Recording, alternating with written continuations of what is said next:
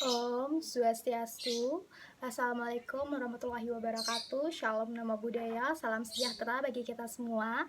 Perkenalkan, saya Nilin Sahani dengan NIM 203511019 dari KSA. Saya berasal dari Fakultas Peternakan Universitas Udayana. Di sini saya akan menunjukkan sekaligus menjelaskan fungsi dari organ-organ reproduksi sapi betina. Saya melakukan observasi di RPH atau Rumah Potong Hewan yang berlokasi di Pesanggaran. Di sini saya banyak mendapatkan ilmu dari dipotongnya sapi, dikuliti, hingga dibersihkan organ dalamnya, dan masih banyak lagi. Tahap pertama yang dilakukan, jangan lupa memakai sarung tangan lateks terlebih dahulu.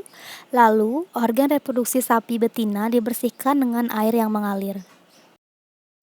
Setelah itu, letakkan organ reproduksi sapi betina di atas karung beras kosong lalu ditata dengan rapi. Ini merupakan organ reproduksi sapi betina. Selanjutnya, saya akan menjelaskan fungsi organ reproduksi sapi betina.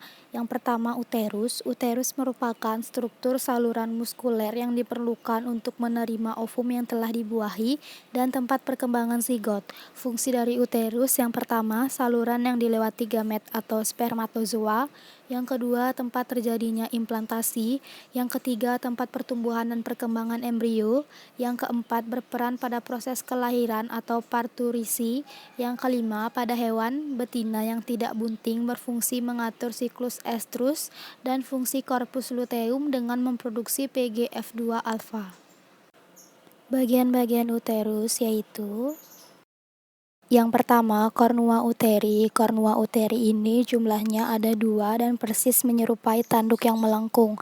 Kornua uteri merupakan bagian uterus yang berhubungan dengan oviduct. Kedua kornua ini memiliki satu badan uterus yang disebut korpus uteri dan merupakan bagian uterus yang kedua. Korpus uteri berfungsi sebagai tempat perkembangan embrio dan implantasi. Selain itu, pada korpus uteri terbentuk PGF2 alfa. Selanjutnya, ovarium. Ovarium adalah organ primer atau esensial reproduksi pada betina, seperti halnya testes pada hewan. Ovari dapat dianggap bersifat endokrin atau sitogenik atau menghasilkan sel karena mampu menghasilkan hormon yang akan diserap langsung ke dalam peredaran darah dan juga ovum.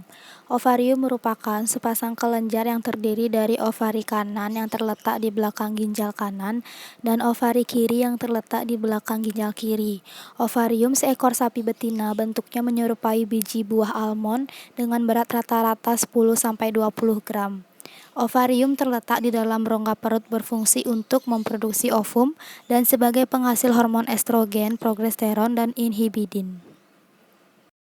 Selanjutnya, oviduk atau tuba Fallopi merupakan saluran yang bertugas untuk menghantarkan sel telur atau ovum dari ovarium ke uterus. Oviduk digantung oleh suatu ligamentum yaitu mesosalping yang merupakan saluran kecil yang berkelok-kelok dari depan ovarium dan berlanjut di tanduk uterus. Fungsi oviduct yang pertama menerima sel telur yang diovulasikan oleh ovarium. Yang kedua, transport spermatozoa dari uterus menuju tempat pembuahan. Yang ketiga, tempat pertemuan antara ovum dan spermatozoa. Yang keempat, tempat terjadinya kapasitasi spermatozoa. Yang kelima, memproduksi cairan sebagai media pembuahan dan kapasitasi spermatozoa. Dan yang terakhir, transport yang telah dibuahi zigot menuju uterus. Selanjutnya, serviks terletak di antara uterus dan vagina sehingga dikatakan sebagai pintu masuk ke dalam uterus. Serviks ini tersusun atas otot daging sphincter.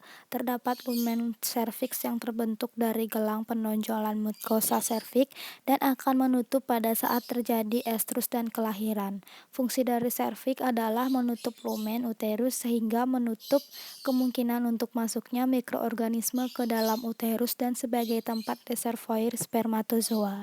Dan yang terakhir adalah vagina, merupakan organ reproduksi hewan betina yang terletak di dalam pelvis di antara uterus dan vulva. Vagina memiliki membran mukosa disebut epitel squamosa berstrata yang tidak berkelenjar tetapi pada sapi berkelenjar. Pada bagian kranial dari vagina terdapat beberapa sel mukosa yang berdekatan dengan serviks. Fungsi dari vagina adalah sebagai alat kopulasi dan tempat sperma dideposisikan, berperan sebagai saluran keluarnya sekresi serviks, uterus, dan oviduk, dan sebagai jalan peranakan saat proses beranak. Vagina akan mengembang agar fetus dan membran dapat keluar pada waktunya. Baik, sekian penjelasan dari saya. Jika ada kesalahan kata atau pengucapan, saya mohon maaf. Saya tutup dengan Parama Santi. Om Santi Santi Santi Om. Assalamualaikum warahmatullahi wabarakatuh. Shalom nama budaya, salam sejahtera bagi kita semua.